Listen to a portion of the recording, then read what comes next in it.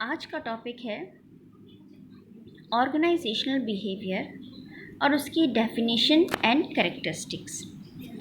Organisational behaviour एक subject है और उस सब्जेक्ट को जब हम समझना चाहते हैं कि ये एक्चुअल में इसमें हम क्या स्टडी करेंगे, ये क्या है, तो उसके लिए हमें दो चीज़ें जाननी ज़रूरी हैं। एक तो ऑर्गेनाइजेशन और एक बिहेवियर।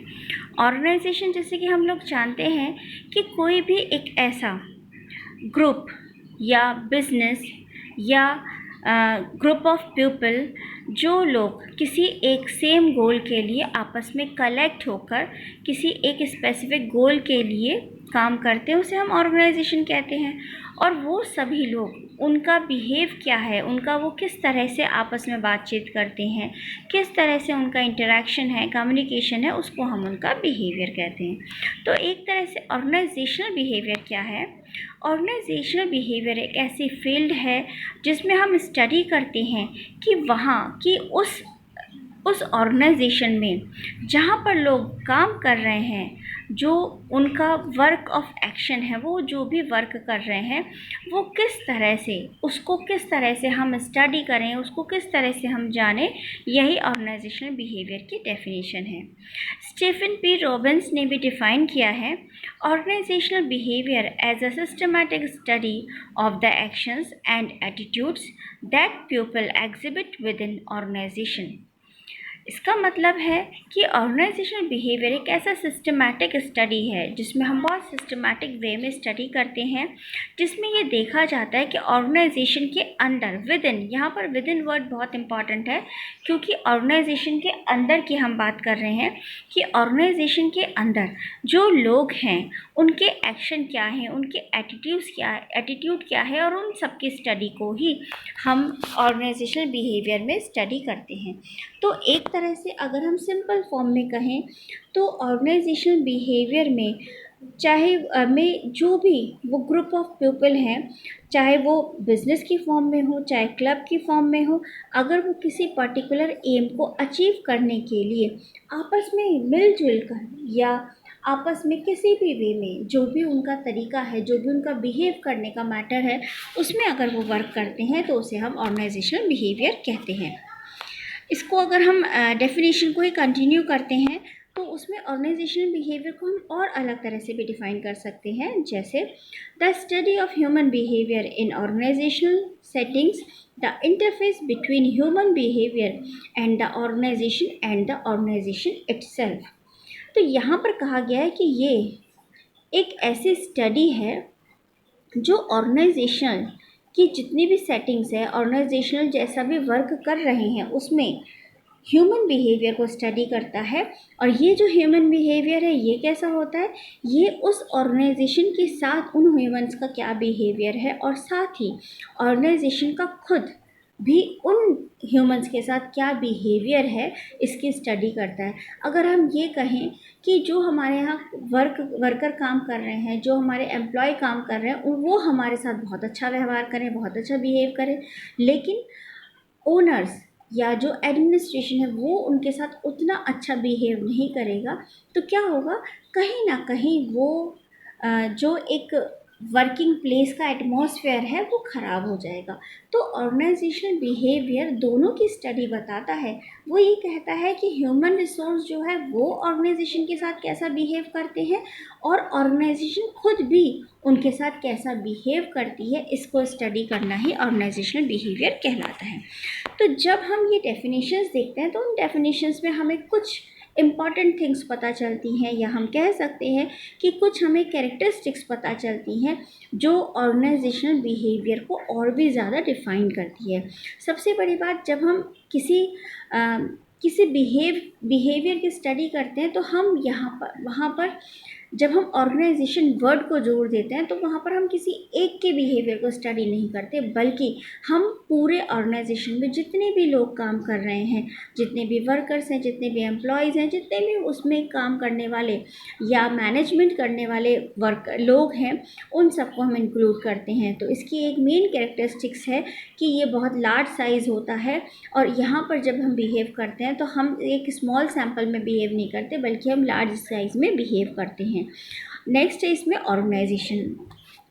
ऑर्गेनाइजेशन का मतलब क्या है कि जैसे हम बात करें कि लार्ज साइज मैंने आपको बता दिया। नेक्स्ट है ऑर्गेनाइजेशन की जैसे हम बात करते हैं तो ऑर्गेनाइजेशनल बिहेवियर होने की वजह से एक ऑर्गेनाइजेशन होना बहुत ज़रूरी है। अगर हम बात कहें कि कोई ऑर्गेनाइजेशन है लेकिन उसमें सिर्फ एक ही व्यक्ति है जो काम भी करता है, जो मैनेज भी करता है, जो होल्ड भी करता है, तो क्या है, फिर वो ऑर्गेनाइजेशन नहीं मानी जाएगी।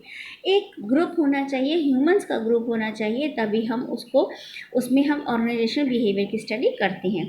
नेक्स्ट आता है ह्यूमन रिसोर्स। अब ह्यूमन रिसोर्स का मतलब है कोई भी ऑर्गेनाइजेशन हो तो उसमें हमारे कुछ ग्रुप ऑफ पीपल होने चाहिए, हमारे कुछ लोग होने चाहिए जिनको हम स्टडी कर सकें। कि इसका मतलब है कि ह्यूमन रिसोर्स होना चाहिए। अगर हम ये कहें कि कोई एक ऐसी ऑर्गेनाइजेशन है जो कि एक फैमिली चलाती है, तो क्या है, फैमिली चलाने का मतलब ये है कि किसी भी आपने ह्यूमन रिसोर्स जो है बाहर से तो लिया ही नहीं है, आपने सब अपने परिवार के लोग ही आप काम कर रहे हैं। तो क्या है, उनमें बिहेवियर को स्टडी करने में ऑर्गेनाइजेशनल बिहेवियर का एक मोटिव पूरा नहीं होता। तो मोटिव पूरा होने के लिए या ऑर्गेनाइजेशनल बिहेवियर का वर्क करने के लिए ये बहुत ज़रूरी है कि ह्यूमन रिसोर्स भी होने चाहिए। और नेक्स्ट इसमें आता है कॉम्प्लेक्सिटी।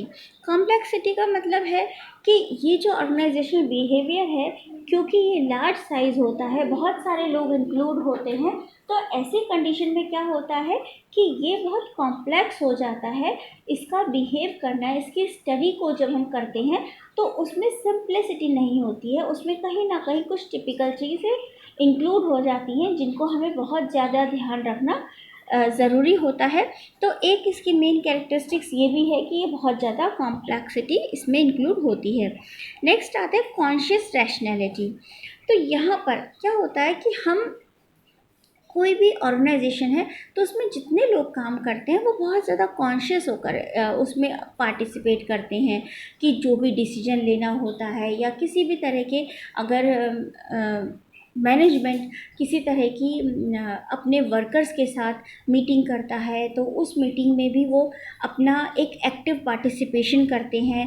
तो अपना क्या है, जो भी उनकी बातें हैं, जो भी उनके फैक्ट्स होते हैं, उनको वो बहुत ज़्यादा कॉन्शियस होकर इंक्लूड करते हैं। तो उन सब चीज़ों से भी उनका बिहेवियर पता चलता है। नेक्स्ट आता है पैटर्न ऑफ बिहेवियर।